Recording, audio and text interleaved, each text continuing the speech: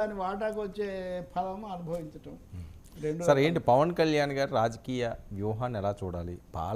పాలనపై ఓకే మెలకువలు నేర్చుకుంటున్నారా, లేకపోతే ఎలా చేయాలని ప్లాన్ చేసుకుంటున్నారా అంతవరకు అయితే, ఎన్నికల హామీలు కత్తి మీద సాములా మారే పరిస్థితి కనిపిస్తున్నదా? ఒక పక్క నేర్చుకోవాల్సిన అవసరం ఉంది, చాలా హామీలు ఇచ్చేశారు, అది అంత ఈజీ కాదు అని చెప్పి వస్తుంటాకు. ఖచ్చితంగా ఇప్పుడు అనేకం ఇంకా అమల్లోకి రాలేదు, కొన్ని పాక్షికంగా అమల్లోకి వచ్చాయి. సమయం ఇది కదా అంటే కనీసం రోడ్ మ్యాప్ అన్న వేయాలి కదా, కానీ వాటి గురించి మెన్షనింగ్ ప్రస్తావన అన్నా చేయాలి కదా అంటే అది ఇంకా జరగడం లేదు. డబ్బులు లేవు అనేది ఒక పరమసత్యం అండి. మీరు చూస్తే ఈరోజు కూడా నిన్న కూడా రాష్ట్ర ప్రభుత్వం అప్పు తెచ్చింది, 27,000 కోట్ల అప్పు తెచ్చారు ఈ కాలంలో, ఈ తాజాగా వచ్చిన బాండ్లు, ఈ బాండ్లతో. సో అంత డబ్బు లేని పరిస్థితుల్లో వాటి గురించి పెద్ద గంభీరంగా మాట్లాడే పరిస్థితి లేదు. అందుకనే మీరు పవన్ కళ్యాణ్ కొంచెం తెలివిగా కేంద్ర నిధులు, తర్వాత గ్రామీణ ఉపాధి ఇలాంటివి మాట్లాడుతున్నారు. వచ్చారు మోస్ట్లీ ఇదిగోండి మరో 3,000 కోట్ల రుణానికి ఇండెంట్, 3,000 కోట్లు ఓకే తాజాగా. ఏది 2.5 నెలల్లో 6 సార్లు 17,000 కోట్ల అప్పు. ఇప్పుడు ఇది ఎప్పుడు వస్తుంది అని 27న వేలం జరుగుతుంది, అంటే ఐ థింక్ ఈరోజే కదా రేపా.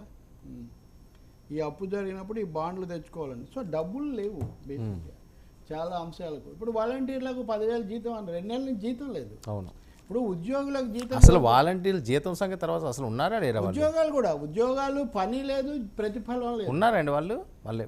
అది కూడా త్రిశంకు నరకం అని మనం అన్నాం కదా. త్రిశంకు నరకం వల్ల త్రిశంకు నరకం అంటే ఎటు తోచని స్థితిలో ఉన్నారు. జగన్ ప్రభుత్వం మీద ప్రధానమైన విమర్శ జీతాలు 1వ తారీఖు ఇవ్వలేదనే కదా.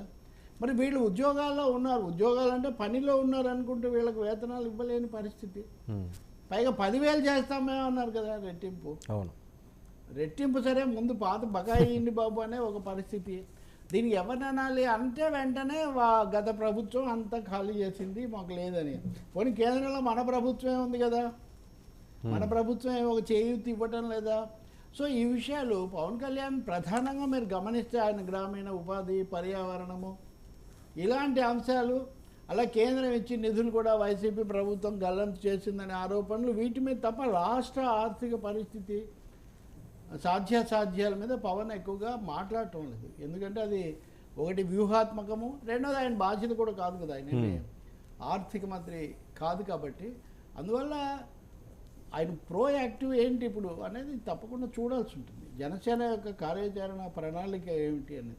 రాజకీయం అనేది ఒక 6 నెలలు ఉంటుంది అనుకోండి, తర్వాత పాలన మిగులుతుంది కదా, ఆ పార్టీ ఏంటి ఇంకోటి ఏంటి అనేది.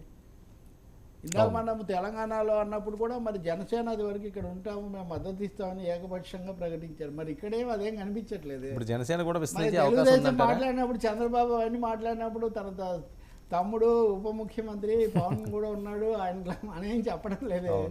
కాబట్టి ఎవరి ప్రయోజనాలు వాళ్ళు చూసుకోవాల్సి వస్తుందండి. జనసేన పునాది కాపాడుకోవటము, పెంచుకోవటమే ఇప్పుడు పవన్ కళ్యాణ్ పడుతున్న. జనసేన ఇక్కడ కూడా మళ్ళీ బీజేపీ వాళ్ళేమో మాకెవరితో పొత్తు అక్కర్లేదు అన్నారు.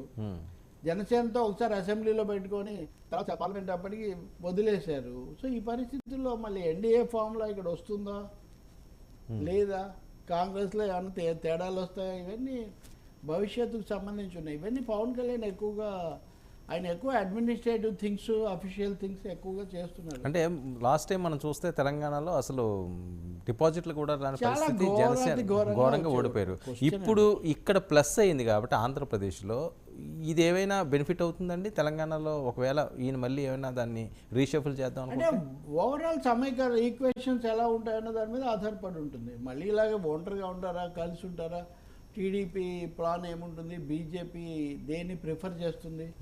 బీజేపీ మళ్ళీ ఇక్కడ తెలుగుదేశం, అక్కడున్న తెలుగుదేశం ఏం తప్పదు అనుకుంటే మళ్ళీ ఇక్కడ తగ్గిపోయిందాన్ని పెంచాలని వాళ్ళు కోరుకుంటారు ఇవన్నీ.